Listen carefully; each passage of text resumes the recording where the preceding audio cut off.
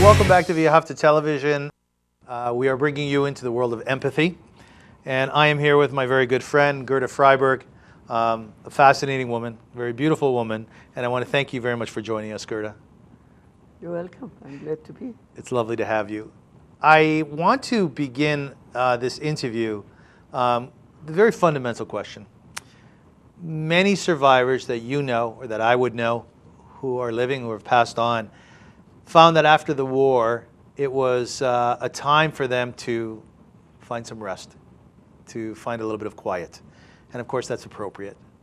People went through very, very challenging years. But that wasn't you at all. No. It wasn't you at all. At 16 years old, you were taken by the Nazis to a camp. Your sister was soon to follow. Your mother was soon to follow. And you spent long enough there. One day was too much. Eventually, you were liberated. You came to Canada. And you were involved with the Canadian Jewish Congress, with bonds, with launching Holocaust remembrance here in Canada. I guess I'd like to begin with, why is it that you didn't find a space for yourself just to relax, just to put the tragedy behind you, just to find a place where you could raise your family and enjoy life, finally? Why did you get involved? Well, one main reason. I come from a town where we were the only Jewish family. Mm-hmm. But my great-grandparents built their first house in the forest, and the town grew around them. And we were in the town somebody. I was someone's daughter. When I walk down the street, that is Josef Steinitz' daughter. Yes. I crossed the border into Germany because we lived right on the border. The border was drawn in 1922. I didn't need an ID card. I was Josef Steinitz's daughter. When the Nazis came, I was nobody. I came to camp. That was not my culture. I come from a German background. All of the girls were Polish. It wasn't my language. When I was liberated, I was nobody. I didn't have an ID. I didn't have passport. I could have been anybody. Yes. I could have been Christian. I had a choice. With the name Gerda, which is Germanic, I could have been German. I could have been. But what I really wanted is to get back what they took away from me. And as a matter of fact, as silly as it sounds, the first thing I bought after the war was Rosenthal china, because that's what I grew up with. I wanted so back what they took away from me. And when I came to Canada, I wanted my children to be able one day, I am Gerda's son or daughter. I wanted my children feel the same way, to be somebody's son or daughter. So that propelled me to. The other reason is there was so many people, the whole world stood by and nobody cared what happened to us. But there were some people that we worked in a factory, that the Czech women would bring their lunch and they didn't have enough food. Nobody had enough food during the war.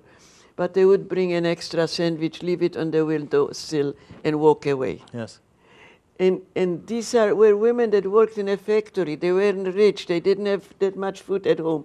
But they thought to come and bring a piece of bread for us because they knew we were starving. So when I came back, I said, if there is need in the world, I need to repay. What did the Nazis take away from you? Oh, they took away, first of all, they took away my childhood. They took away the opportunity for me to learn, because I had a big dream. I already, at 12 years old, went to high school and I wanted to study medicine. Yes.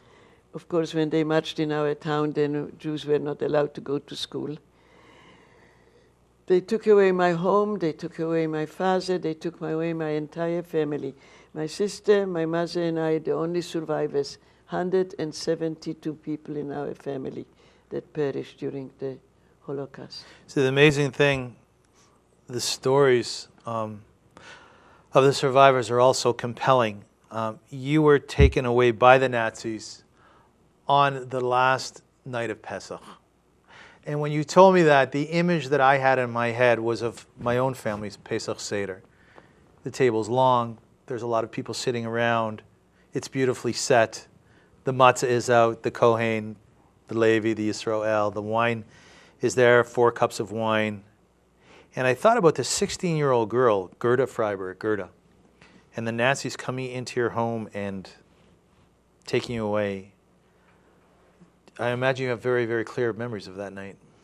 I remember my mother stood. She already didn't have a husband because he was taken away on the 19th of October, 1939. It was just the 3 of us. When we were deported from our home to Poland to a ghetto, we became homeless and penniless overnight. That's why when you do your work with the homeless, I know who you're taking care of. I was there as a 14-year-old. Luckily, we Jews take care of each other. And we came in the ghetto. Already they didn't have enough room to accommodate us. People in Europe don't live in 3-bedroom homes. Yes. If they have 2 rooms, the grandparents live with them. Gerda, I'm going to interrupt for one second because we're going to go to a break. But when we come back, I'd like you to tell our viewers about that first day in the concentration camp. You know, Viktor Frankl says the first day you think this is a mistake. The second day you think someone's going to come for you. And by the end of the week or by the end of the month, you start to realize, wow, nobody is thinking about me. So we'll be back in a second. You're listening to, or you're watching, via Hafta Television, and we are taking you into the world of empathy with Gerda Frieberg.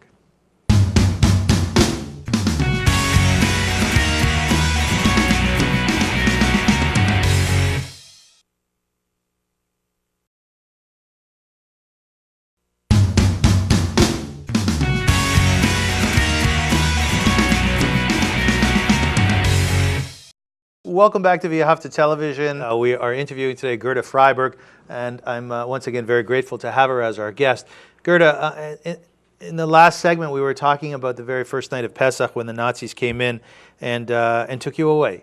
And again, this whole idea that you know, people don't think about the first day in the camps. They don't think about what it must have been like all of a sudden to be displaced from somewhat of a comfort zone, although certainly where you were born was not that comfortable at that point. And then to arrive in this place where you were quickly treated like an animal. Do you remember the first day in the camps? Well, the first thing is that I arrived, I didn't know where I was, and I didn't realize where they're taking us. And what is interesting that I remember everything that happened during the Holocaust, but one thing I don't remember is how I got there. Mm-hmm. I don't recall. I think I was in a train, but I don't recall. I remember this holding camp where they were choosing the people from 20 here, 30 here. And then I know I was in a train. Suddenly I was in a camp. And I didn't know what it means. I didn't know what is waiting. It was such terrible fear that I got sick. I got sick. Because when I saw the women coming from work and lining up for food, everyone was grave. I didn't know where they were working at the time. They were working in a spinning mill, and the dust, when they break the fiber away, they were totally covered by dust, and they had little bowl, and they were standing in line for their food. And when they moved out, right away somebody was there with a whip and beat them to stand right in line after they worked so many hours. And that's when I realized where I am. Now you were beaten. You were beaten, right? Oh, yeah. You used the first... something I don't talk about. Do you mind if I talk about the sewing machine story? And that's one part. And so when I arrived there, I realized, and I was hoping that I'll be in the same camp as my sister, because it was very important when you were together in a camp, either with a cousin or a sister or with somebody that you knew, you had somebody to live for. Yes. It was very easy to give up hope, and then you're gone. Yes. Once you gave up hope, you're gone. But you had to live for somebody. And when I realized I wasn't in the same camp as my sister, that was a terrible moment for me. Now I was lost. Because 16 in those days, you weren't that grown up then, you were a child. Who did you attach yourself to? Well, I did end up in my sister's, but it's just because Gerda is Gerda, and I fought for I've done things that nobody would have done, and my German language was quite helpful too. And I had a chutzpah. I was always somebody in the town. Yes. So this woman that was running the camp, she probably would have been a maid in my house. Mm-hmm. And I'm not going to bend down to anybody. So I rather die with my head up. And that was throughout camp. And so I had the chutzpah to maneuver myself into the camp where my sister was, because I knew where she was. When they arrived, it was in a labor camp, and they were allowed to send one card. I'm well, I'm alive, and I knew where she was. And when I got to this camp, I realized I'm not in the same camp as she is. I always find it interesting that the Nazis allowed certain things like that. Why would they allow you to send one card? They took away your rights, they took away your soul, they took away, tried to take away. Why would they allow you to send one card? Yeah, but not anymore when I came. By the time you got there? No. You know what it's interesting, I find, is that you say you had to find someone to live for, but you also found something to live for. An interesting story that you tell is the one about Yom Kippur, that you actually decided with some of the girls to fast on Yom Kippur, right? Tell us that story, it's fascinating. Well, you see, they took away everything from us, right? My childhood, my home, my parents, my freedom. The only thing we had left was faith. Yes. That they could never take away from us. So we made our own calendar, a luach, and we knew exactly according to the moon when our holidays are. And for Passover, some of the girls come from such Orthodox homes that they would barter their bread for potato and save the potatoes, and then didn't eat bread during the Passover. And we made a seder.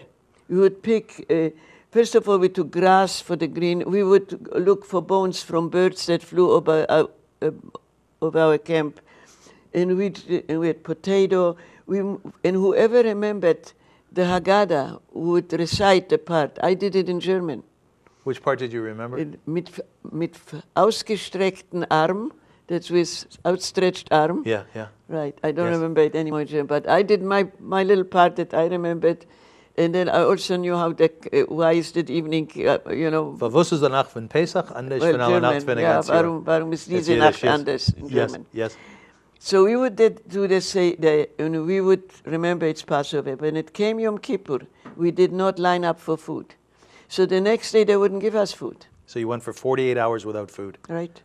The girls were passing out at work, but we wanted to show them. You took everything away from us, but not our faith. The person that we often think of when we read or discuss or listen to a survivor having to do stories about the Holocaust is the mother. And when we come back from this break, I want to talk about your mother, because if she were with us today, and she did survive the war, thank God, I'm sure she would tell us that first and foremost, more than anything else, she was a mother. And she showed that during the war. And we'll talk about that when we come back. We're speaking with Gerda Frieberg, and you're watching Via Hafta TV.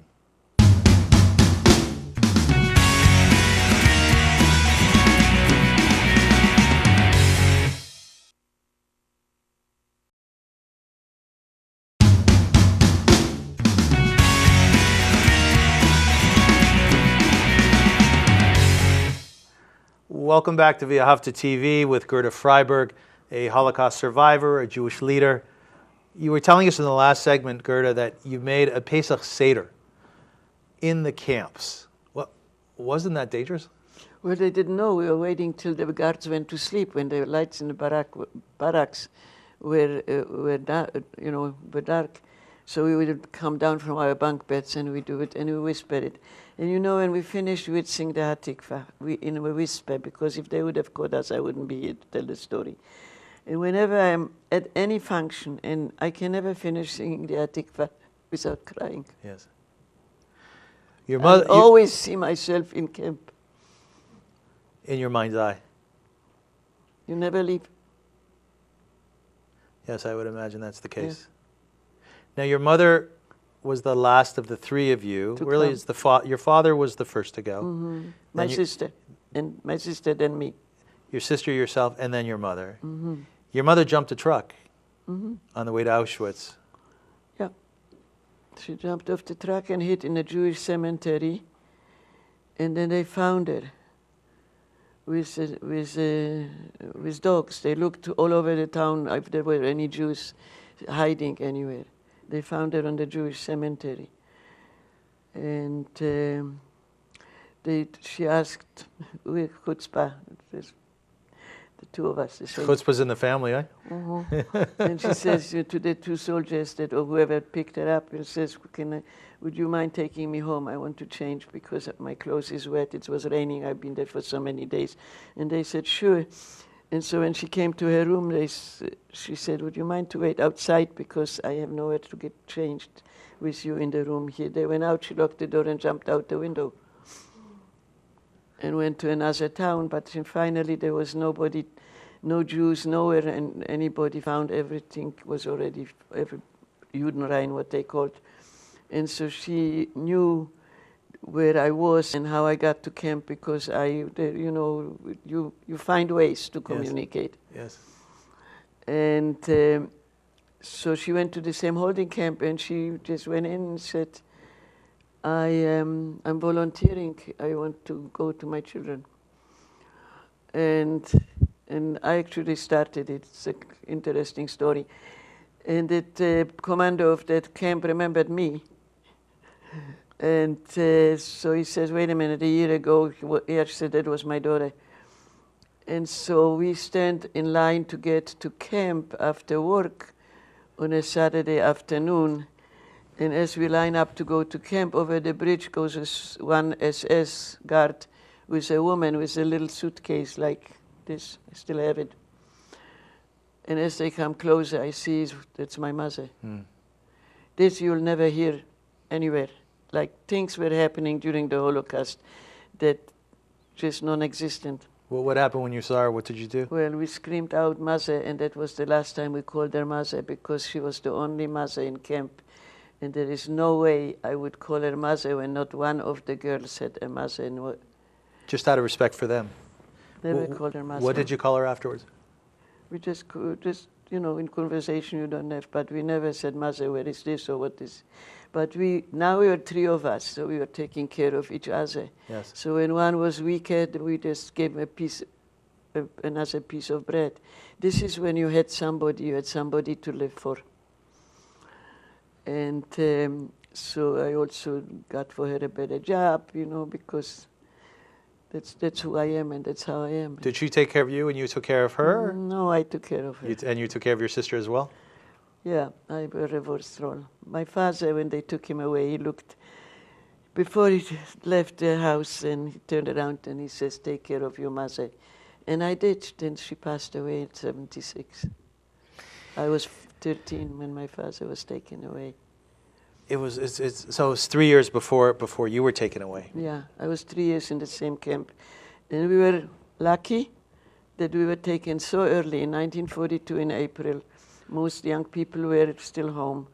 But we were strangers we were refugees in that town, right, in that ghetto. And when they were asking for 40 women, people that had money, they paid the Judenrat. So we didn't have money. That's why my sister was going first. One of the things that we hear very often is about how Holocaust survivors will come together at some sort of conference, of which you've attended many, and find somebody that they haven't seen in years. And that, I can't imagine what it's like, thinking that perhaps someone has perished, someone was killed, that you would never see them again, and then laying your eyes on them for the very first time after 50 or 60 years. My God, the emotion must be so strong. Now, this past weekend, you were attending a lecture, is that right? A lecture series. And you found out something incredible about your father. You were wondering what had happened to him all of these years. Now, I want to hold back until the next segment for our viewers to hear about that. Before we go to the break, just give us a little bit of background on who your father was. What did he do for a living? We had a general store in a small town where the only Jews. Yes. He was also a consultant to the tax department. And that was an honorary job. Would he be considered a rich man? We had everything. You know who is rich? Who's rich? Who is satisfied with what? He's happy with his lot. He was an athlete. He was going by bike to visit his grandmother in Breslau. It was 90 kilometers away. Yes. We were going by bike to Krakow, which was also about 100 kilometers away. I was 12 years old, and we were bicycling to Krakow to visit the city. We were skiing. He was an unbelievable skater. He taught us how to dance. We were dancing to the music of Waldteufel on ice. I'm going to break in for 1 second because we need to go to a break. His name was? Josef Steinitz. Come back after this break, folks, because we're going to tell you how Gerda found out what happened to her father during the war.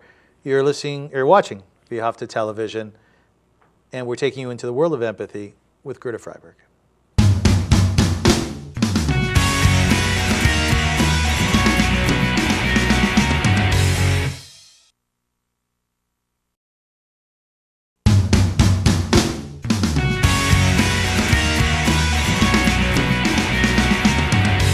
Welcome back to Via TV. I'm here with Gerda Frieberg, who's a Holocaust survivor. Is it okay to say that, Gerda Frieberg, a Holocaust survivor? Are you okay to be identified that way? Yeah. Now it's okay. Years ago it didn't matter. So now, but now there's so few of us left. We became very important. With so few survivors left, do you feel a greater responsibility? No, it just suddenly people want to know the story, and when our children very easily say we are child of survivors. Yes.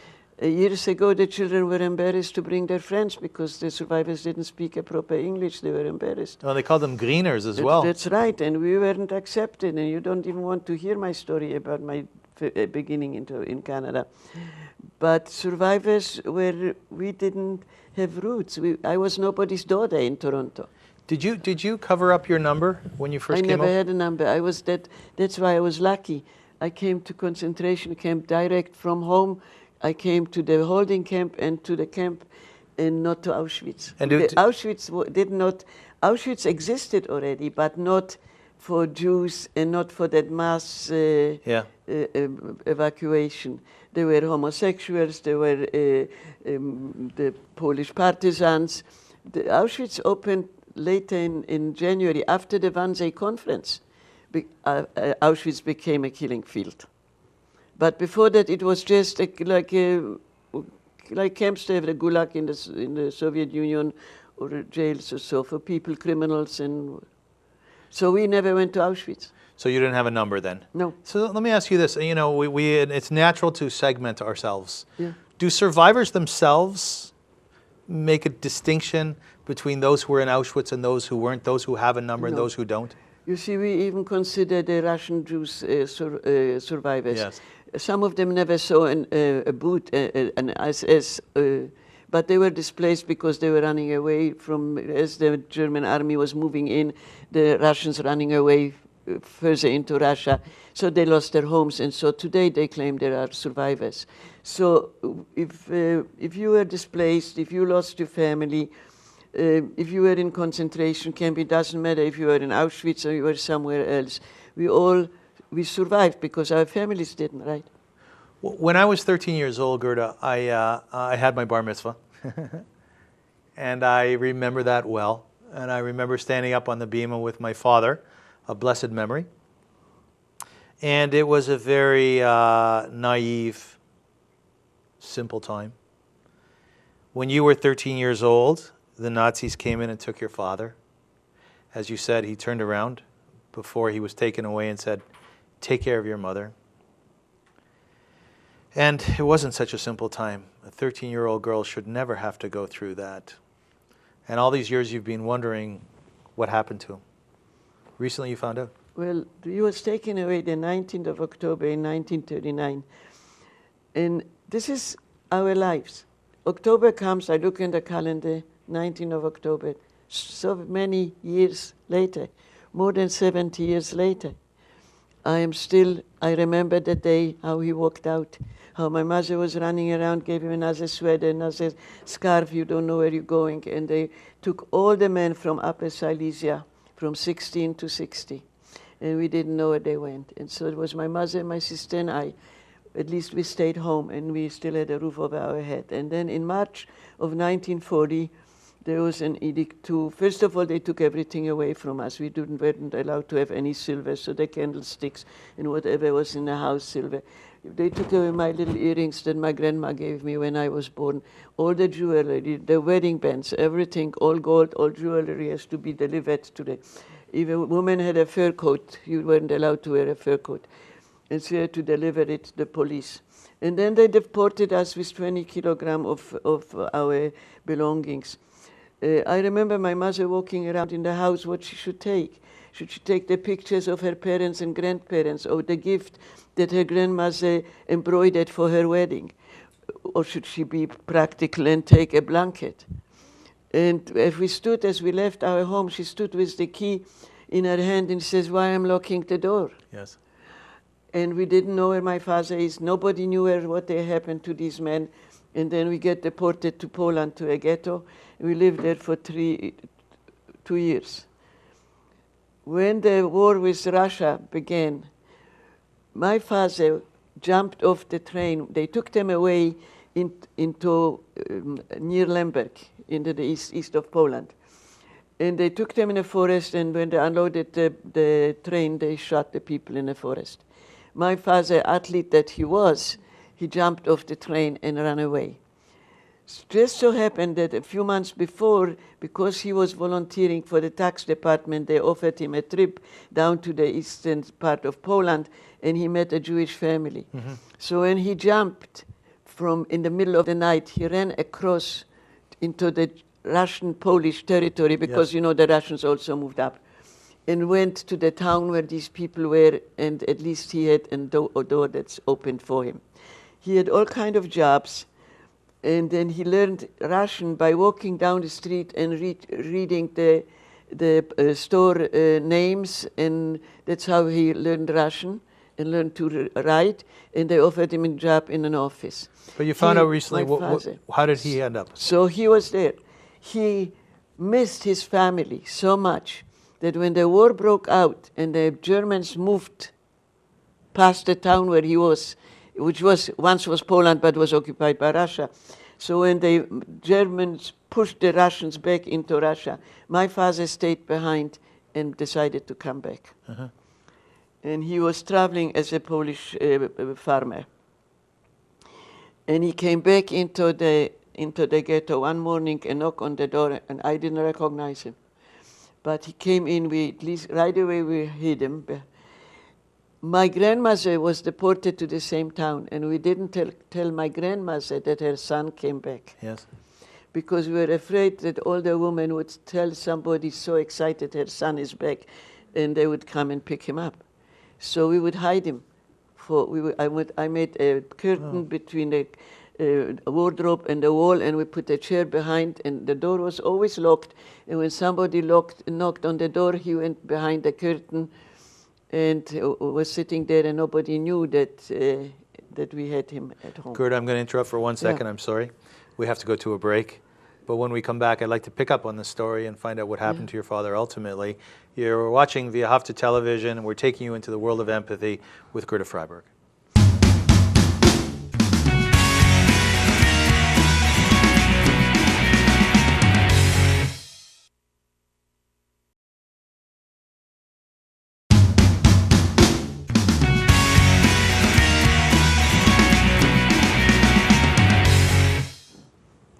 Gerda, you're telling us a story. You were telling us a story about your father, and something about Holocaust stories, which seem to be, you'll forgive me if the word is a little bit dramatic, almost magical.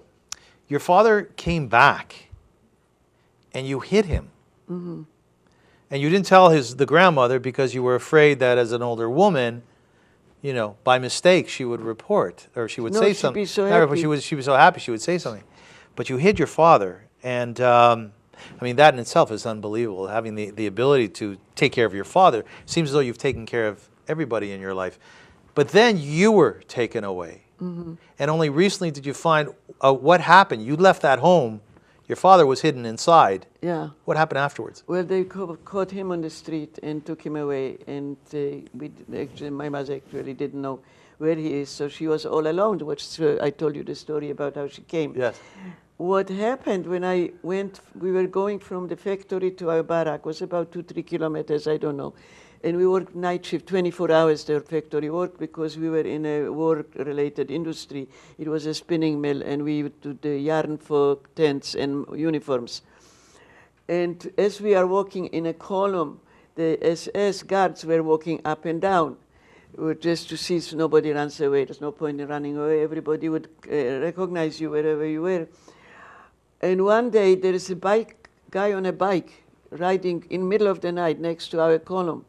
And he says, Gerda Steinitz, Gerda Steinitz, Gerda Steinitz. And the girls pointed out where I was. And he dropped a parcel. And that's what he dropped. Of course, that wasn't framed. I framed it.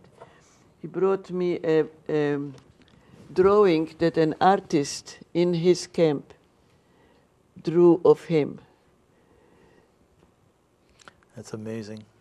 Of course, it was, for me, it was hard to recognize him because after that time already, because that was now in 1943. Wow, yes.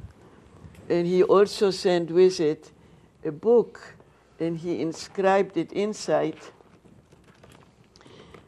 This is where I'm working at this time, and I'm sending my love, and this is his writing. Wow. And that book is about the factory where he worked. I worked in a spinning mill, and he worked where they made a fabric for him. So this is very priceless. A while later, the guy came back again, and then we had a method. I dropped a piece of paper, he would come by, you had to do this for survival. So he sent a ring for my birthday. That was my last birthday gift of my father. Wow. So now I knew that he was in Langenbilau. And when we survived and he didn't, first I thought that he had typhoid of the brain because they Kopfziffus in German. And maybe he had amnesia and he didn't remember, because when he left, he says, we will meet here at home even if we have to crawl. So I know that he would have come back no matter where he was. I always hoped that he is alive, but he forgot who he is. Or for years and years, when I had footsteps on his, I thought maybe he's coming. But I could never find out. Till a few years ago, for the 50th anniversary, I was honored with the Elie Wiesel medal in New York. And one other gentleman, a survivor, was there, were 50 of us. And he was in the same camp. And I said, did you know somebody that spoke German, and his name was Josef? He says, oh, Jossel, everybody know Jossel de Jecke. And I said, what happened to him? How come you alive, and what happened? He says, well, he had typhoid fever. And they came and said they don't want the whole camp get sick, so they will separate the people that are sick, take them to another place where they get well, and bring them back to work.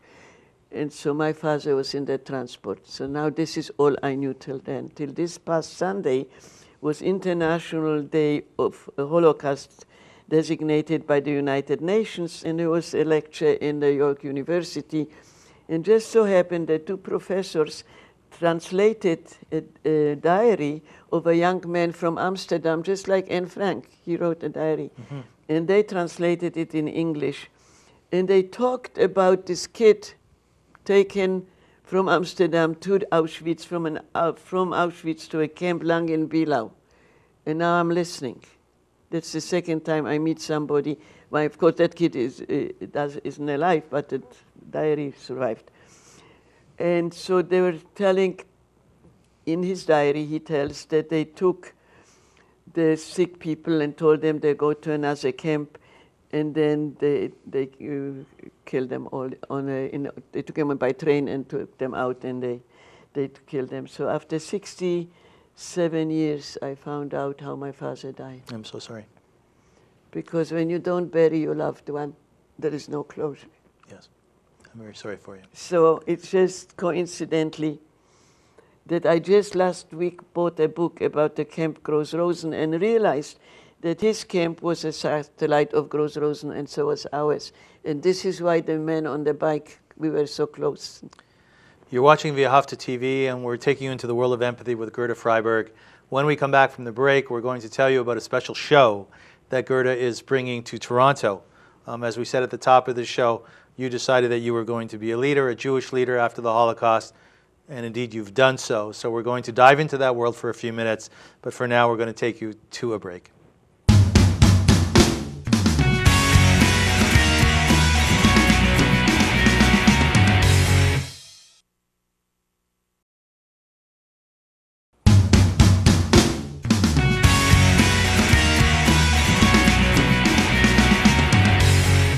Welcome back to V'ahavta Television with Gerda Frieberg, who is taking us into the world of empathy. She is a self-proclaimed woman with chutzpah. Would that be correct? In fact, in 1984, there was a gathering of Holocaust survivors in Ottawa, and our Prime Minister, the Canadian Prime Minister at that time, was Brian Mulroney, and he did not show up. He did not show up, and you were not quiet about it. What did you say? No, I put it in the newspaper. Yeah, what did you say? I got together with the reporter of the Ottawa Citizen, and I said lunch with the Queen was more important. Very good. Very good. There was the gathering of the Holocaust survivors of Canada, the first one and only one we had. We had 3,000 survivors. Yes. And Elie Wiesel was at the opening. And the Prime Minister wasn't there, but it was his loss. That's right. We talked at the top of the show about your leadership and how you came to Canada and you involved yourself in Holocaust education. You were on the founding committee, the chair of the founding committee, to create the Toronto Holocaust Center. You were involved with Israel Bonds, Soviet Jewry, the Canadian Jewish Congress, and the list goes on and on and on and on. Now, today, you're a little bit more than 29 years old. Would that be correct? Right, like 87. 87, okay, a little bit. And you're not resting today either. One of the things that you're doing is you're actually bringing in an artist whose mother you knew in the DP camp. And tell us about the show you're bringing to Toronto.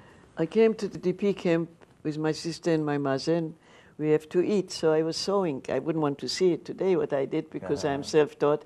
And one of my customers was a lady with a 12-year-old boy, because she had nowhere to leave him.